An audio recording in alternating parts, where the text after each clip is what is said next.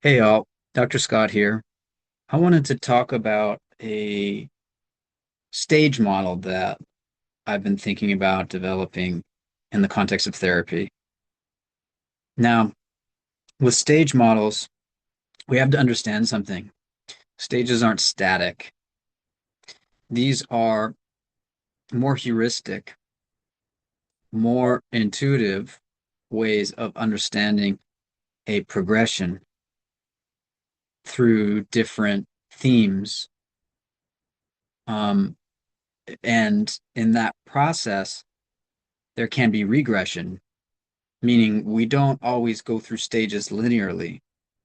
We go forward, backward. In some ways, each stage is contained in the other. That being said, I think it's useful, stage models themselves are useful as a way of orienting the process of growth and development and progression. And I mean, there are many that I've read throughout my lifetime. I mean, developmental psychology, of course, you have Piaget, who's the um, structuralist and perhaps one of the foremost in terms of cognitive development. And you have Erickson, and you have, there's a Freudian model, stage model of development. Now, most of these are referenced in development of the lifespan. And then if you go to transpersonal psychology, you have something like, I mean, the most famous is Ken Wilber, who has, a stage model that he says is based on egoic development and transegoic development. A lot of it's based on the work of Lovinger, Whitehead. He used a lot of Suzanne Cook-Greuter's work. In any case, all these names, you don't have to know all of them or any of them. The reason that I wanted to talk about a stage model with therapy is it helps me to orient to really what I see happening. And again, it's not going to be universal. It's not going to be the same for everyone or always take the same shape or function. It's just a composite of what I see to be very often the case when folks are just starting to enter into a therapy process. Of course, some of this may be influenced by where I live, the time period I live in, may be influenced by culture. It also definitely is influenced by my own training and biases. So that's really the caveat I want to give. Let's get into it some. So I want to just share my screen here.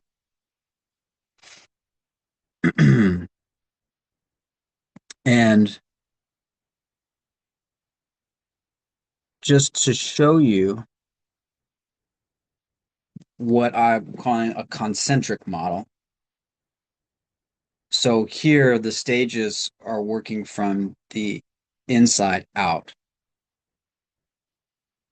Okay. If we wanted to look at it in a more linear model, it would be more like this, starting from top to bottom.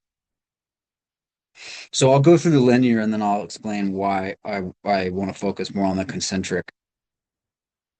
So a lot of times when people come to therapy first, their sense of self, their emotions, their affect, the way that they identify with their experience automatically from the inside, what we may call egosyntonic, meaning whatever's happening inside of me is really me.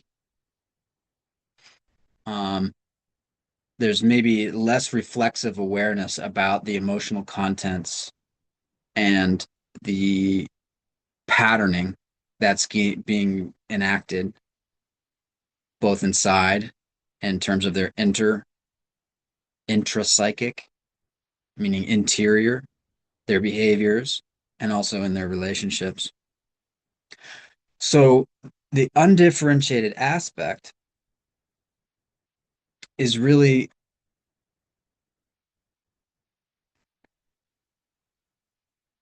meaning that there's like a ball of patterning, emotional and relational patternings that are subjective, that haven't been pulled apart, seen fully, differentiated.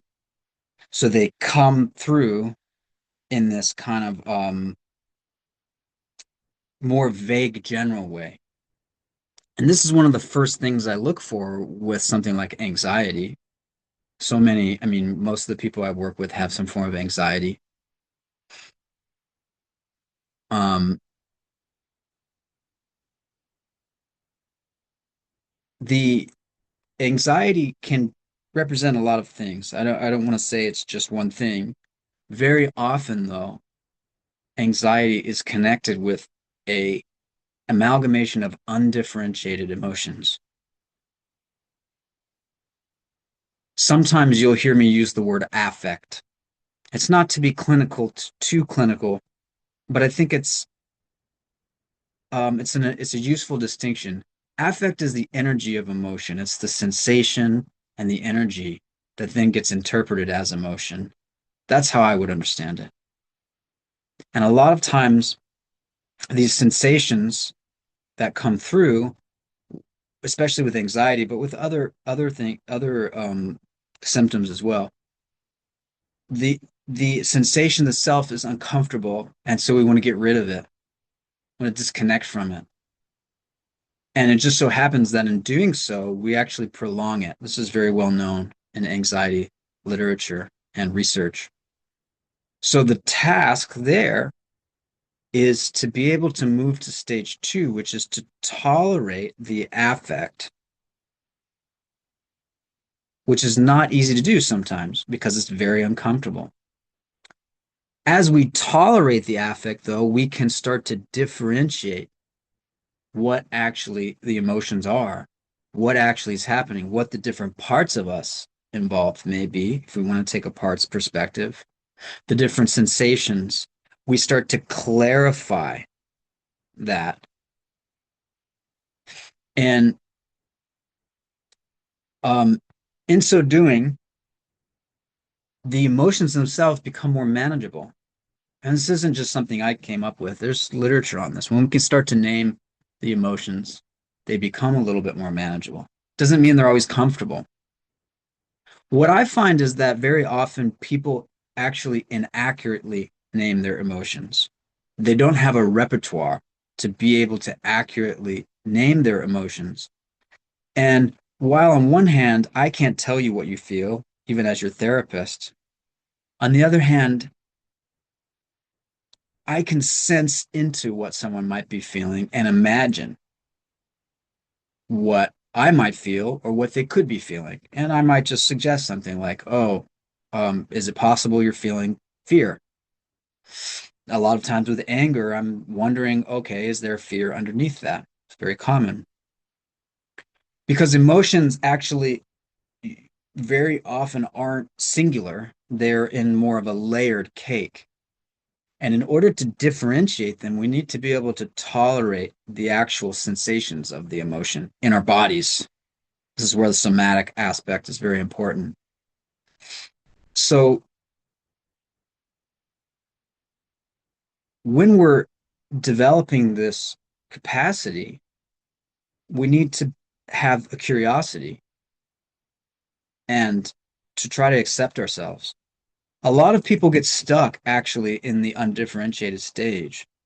What I see is that they think they come into therapy and they want the emotion or the feeling to go away because it's uncomfortable. They can't tolerate it. So I have to explain to people, well, that's not exactly possible unless you want to numb yourself, in which case we actually continue to reinforce that I can't tolerate this sensation inside of me.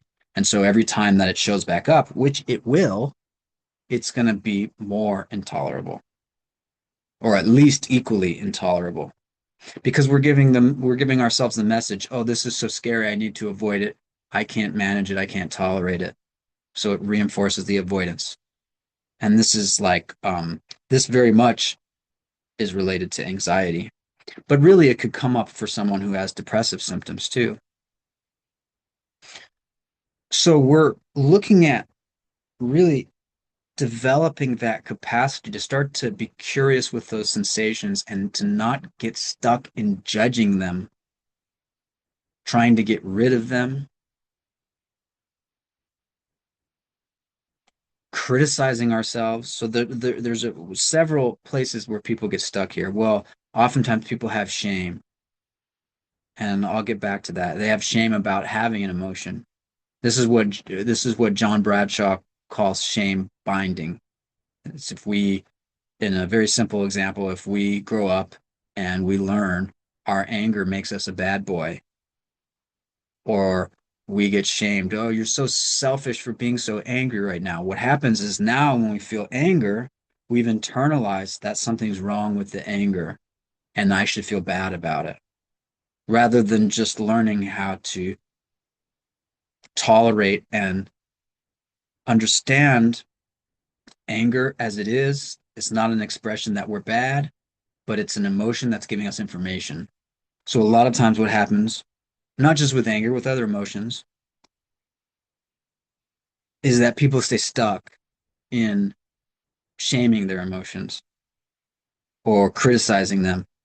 And when that happens, the progress is going to come to a standstill. That's my experience with it. Because if we want to develop new patterns, we have to start with acceptance and curiosity. And this is where I think some clients who get exposed to CBT, I mean, I think CBT has some great stuff in it. Our thoughts do influence our feelings. Absolutely. For sure, they can impact our reality. What I see happen sometimes, though, is that people use certain ideas from CBT to actually criticize their emotional states. And I just haven't seen that work out well. Now, people could use anything to criticize their emotional states. It doesn't just have to be CBT. They could do some spiritual bypassing and say, "Oh, I'm only supposed to ever feel love and light, and um, therefore, whatever I'm feeling here, it's not real."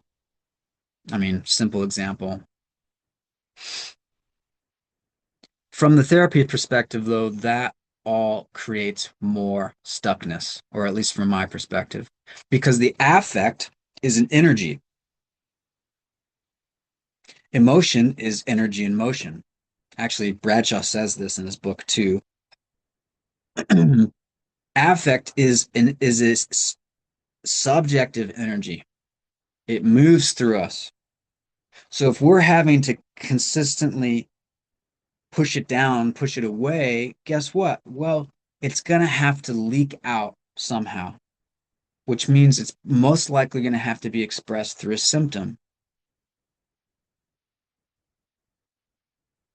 Similar to what Freud called the return of the repressed, although you could say that that might be a little bit different.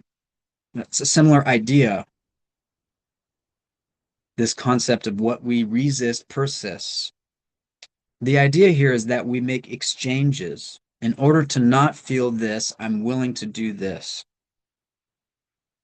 so that I don't have to feel the depth of this shame and this fear or this anger that shows up to me and how scary that is. I'm gonna just start to race my thoughts and then tell myself I'm bad.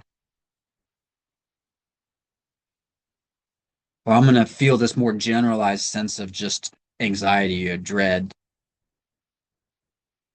This is all an expression of low affect tolerance. So the step here and the practice here is really to try not to reinforce the sense that this feeling shouldn't be happening, that we should be critical of this emotion or this affect, this sensation inside of us, and to learn to first accept what's happening inside, be curious about it. That itself will increase our tolerance. And then we might need to do more to continue to practice that. It really has to start there, though. And, you know, of course, if there's um, significant trauma, then the tolerance of affect is going to be difficult. So it may be that folks need to work on resourcing is the term that is often used in trauma work. Resourcing meaning I'm learning how to work with my nervous system such that when it gets dysregulated or to the point where I start to feel overwhelmed or I start shutting down, so hyper arousal or hypo arousal, that I can start to bridge myself, work with my nervous system to take it from a 9, an 8, 9, or a 10 to a 4 or 5. The truth is, um, some of this is going to always be uncomfortable because we're accessing uncomfortable feelings and experiences and memories very often. But the reason we have this idea of window of tolerance in trauma informed work is that if we just pushed into a shutdown response or um, a panic response, for example, we actually we actually can't get to what's underneath that. It's potentially re-traumatizing. So this is important to understand if we have any kind of trauma. A lot of times people have trauma that's more what we would call lowercase t, meaning more like repetitive lack of emotional attunement from their caretakers, emotional absence, or um, emotional abuse, or things that don't necessarily look like the threat to the physical well-being of a child. Now, it can include that too. What I find that very often uh, in the cases of emotional neglect, which is very common, I think, is very often there's just an absence. It's part of why the emotions stay undifferentiated because there is no one to help the child learn how to accurately name the emotion, connect it with the sensation inside so that they know it from the inside out and to be able to verbalize it, to know what it's telling them.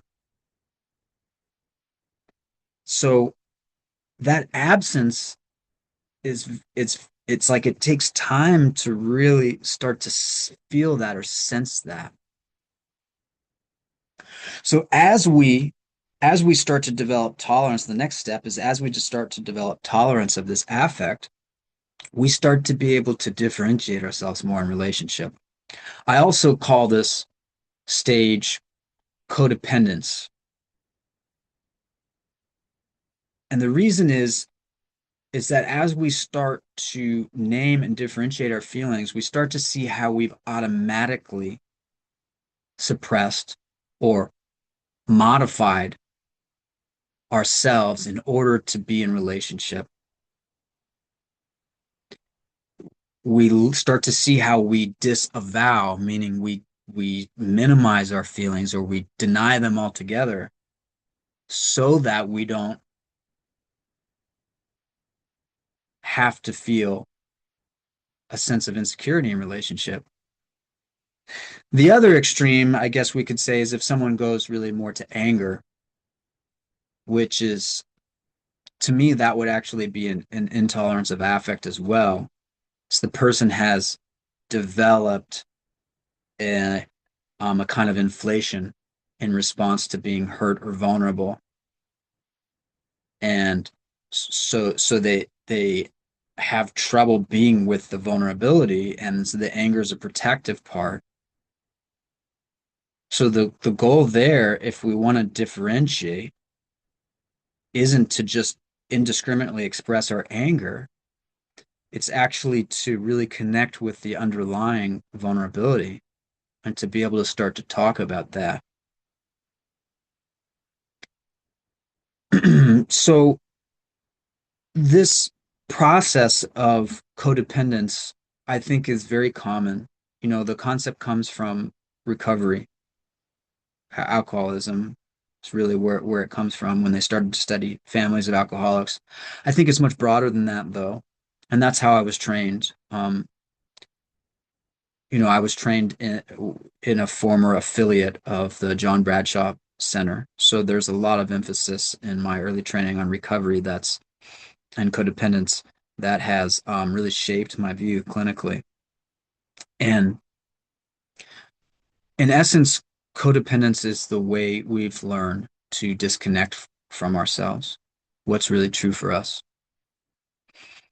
And often this happens because in our families, there was an absence of honoring our autonomy as children,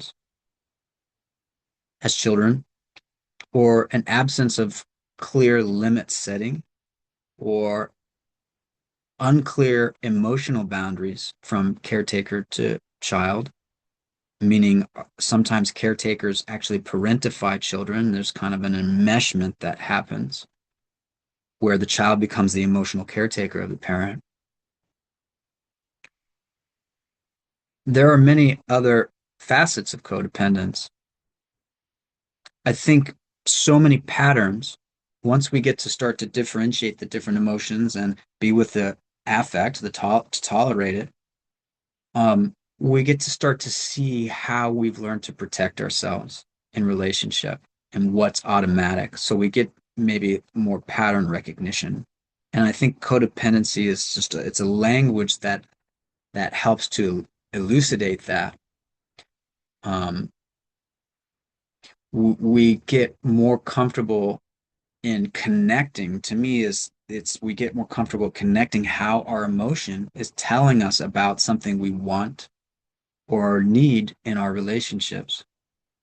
And it could be something very simple like, oh, I'm sad and I recognize I just need time, or I just need you to acknowledge that I'm sad.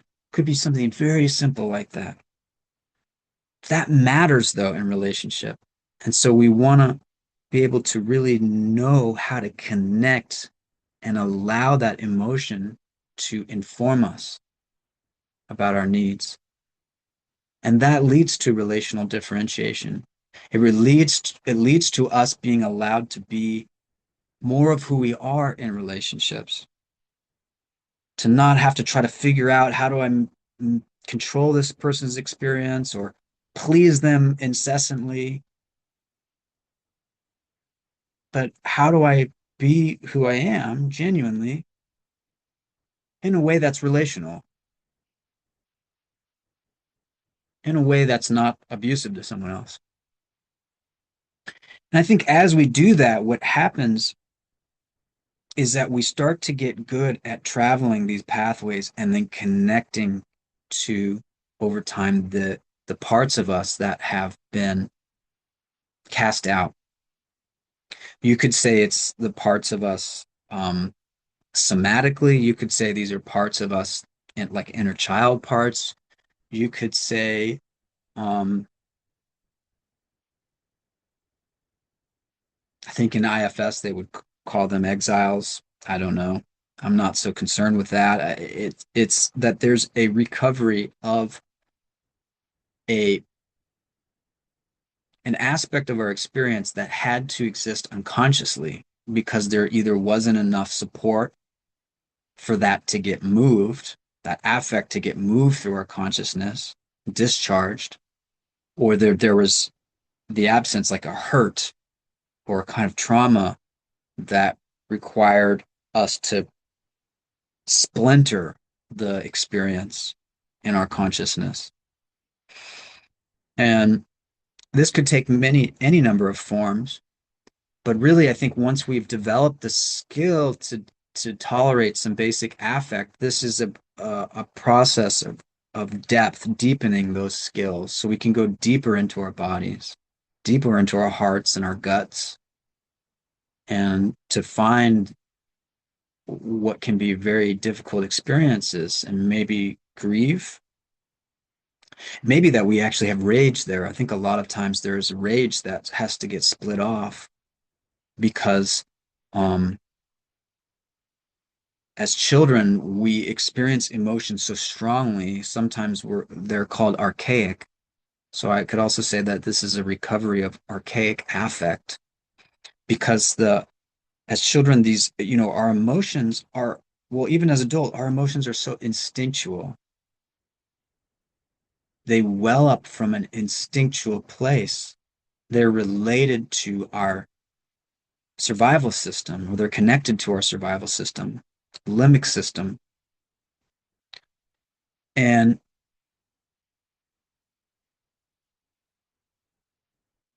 that those feelings, when they're so strong, they often can't be metabolized without a tremendous amount of support. So if we don't have a very attuned emotional caregiver, or a caregiver who doesn't have emotional attunement to themselves and hasn't learned that, then they're not going to be able to really support us to metabolizing some of those energies, most often without shaming us. So the shame keeps them stuck. So a lot of times when we're going into recovery of lost parts, part of that is that we're feeling this deep fear or shame. And we're learning how to exist with that, how to be with it.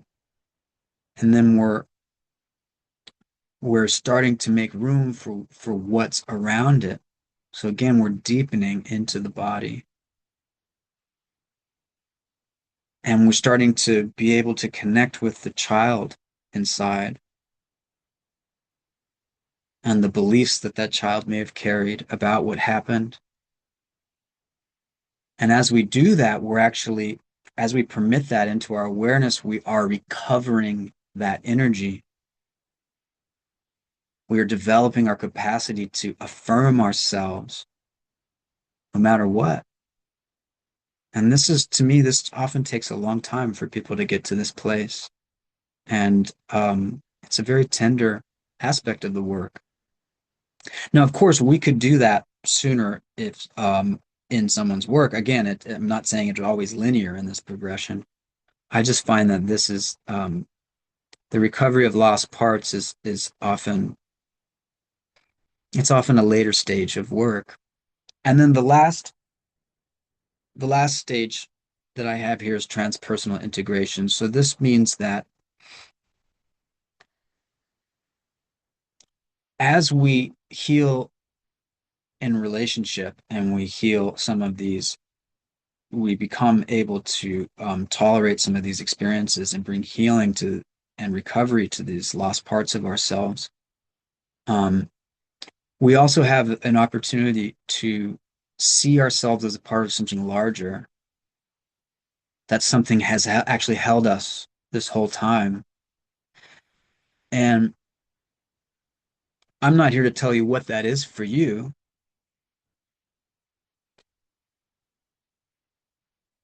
It's more of a sense that our small self isn't the totality of who we are. For example, in Jungian psychology, Jung talked about the self with a capital S, and that was the spiritual center inside of us, the archetype, the central organizing archetype. Um, so that could be an example, something larger. It could be someone's um, just sense of connection and awe, that they have an experience where they actually have a breakthrough of feeling a depth of connection with all that exists in a way that's inexpressible. And that this informs them and is part of their healing to know that they're not just their small self. And, I think that's perhaps a little bit less mainstream, although it is represented in things like ACT and Dan Siegel's work, this idea of a broader sense of self. Self is context and act, and I think Dan Siegel calls it the plane of possibility. So these are just two mainstream examples.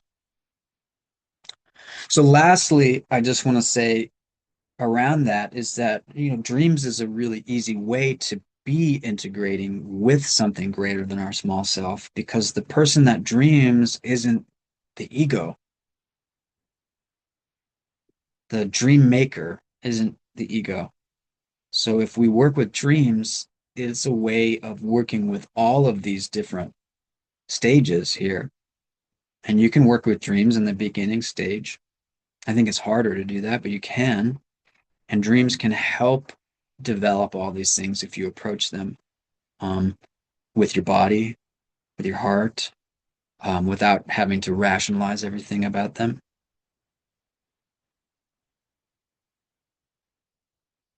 Meditations can help support that kind of process. And I think the potential here is that we can start to bring, when we have these experiences, we can start to bring them into our day-to-day lives and into our relationships.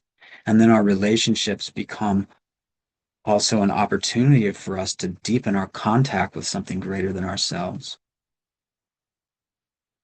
And there are different ways of thinking about that. But then we can start to see that our conflicts are actually calls to more awareness, and that we're here working things out in the name of healing for some larger reason.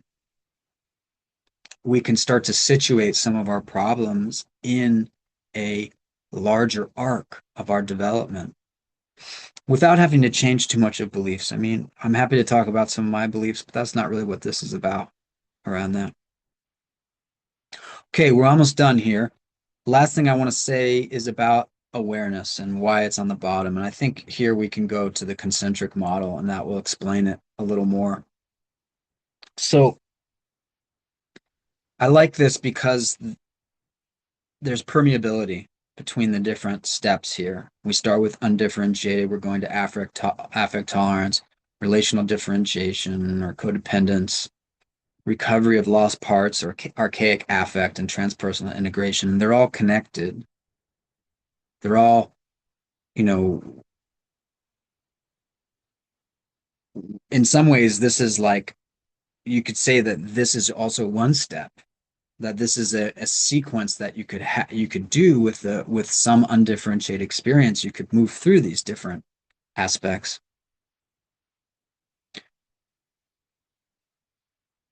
When I say awareness permeates the entire structure, what I mean here is that the ground of our being is awareness itself. And awareness itself doesn't change whether we're undifferentiated in affect tolerance, relational differentiation, whatever stage we're in, awareness itself is accessible.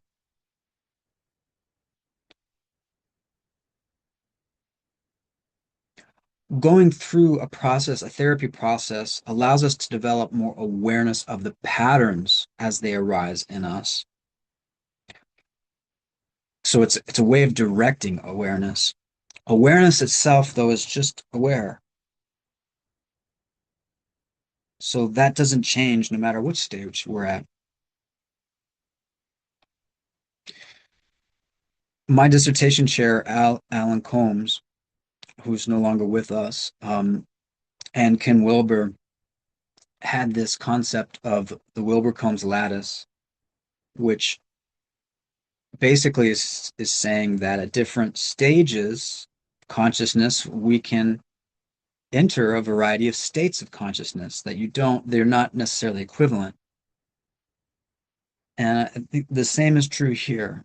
Although I have this stage model, different states of consciousness can be accessed in different, along the way, different stages. Awareness itself can be accessed as well because it's awareness. So awareness is the ground of experience and the backdrop. And from the transpersonal level, we might say that is one mode of transpersonal integration, is to learn to integrate with awareness itself in the context of our relationships. And you know, there are different religious traditions, spiritual traditions that are going to have their own angles on this. I'm not saying you have to believe any one or the other. And in this sense, this model is agnostic. Um,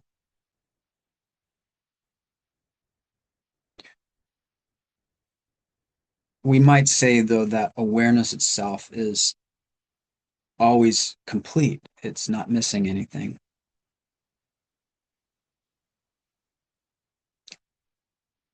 So, in that sense, it is fulfillment.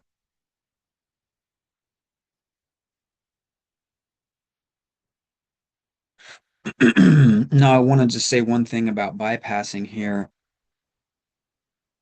You know, a lot of times people get exposed to spiritual traditions and teachings. And listen, I don't want to say I have all the answers here because I think there are different cultural expressions that have validity in different um ways that different cultures understand the sense of self and understand the developmental process. So I'm not going to say mine this is universal or something.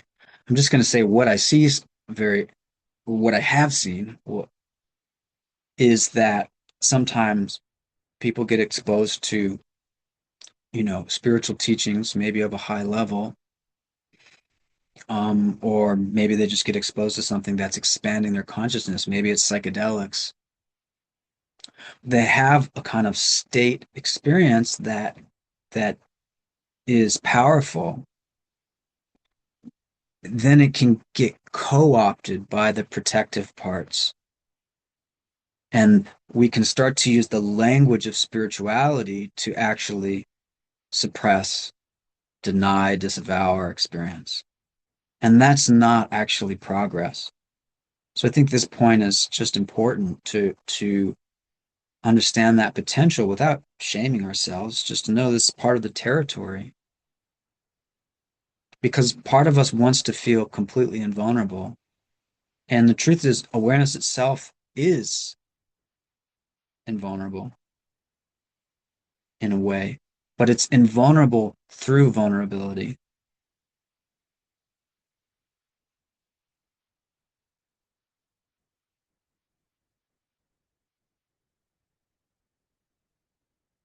So it's not something that then can really even impact or say, hey, don't feel this.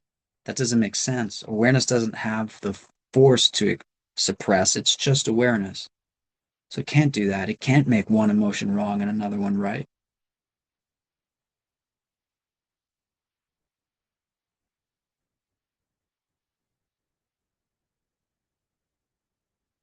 Awareness also doesn't, it's not fragmented. There's no fragmentation in it.